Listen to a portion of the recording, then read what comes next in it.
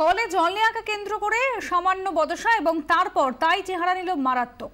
এক মহিলার সঙ্গে বচসা, মারধর এবং তারপর শ্লীলতাহানির অভিযোগ উঠল তৃণমূল কাউন্সিলর বসির আহমেদ ওরফে বাদশার বিরুদ্ধে।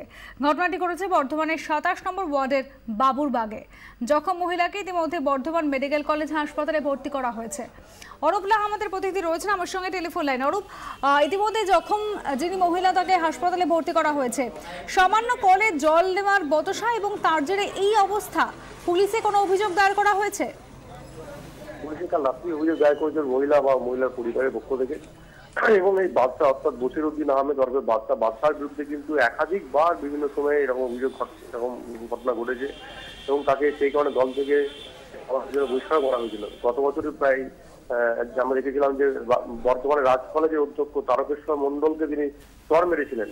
অর্থাৎ এই বসির আহমেদ বা ওরফে বাদশার বিরুদ্ধে বিভিন্ন সময়ে বিভিন্ন অভিযোগ উঠেছে এবং এই নিয়ে যখন বিড়ম্বনায় গতকাল বিকাল সন্ধ্যার দিকে জল নিয়ে যখন দুটো পরিবারের মধ্যে ঝামেলা হচ্ছিল তখন সেখানে বসির আহমেদ তখন ঢুকে যায়।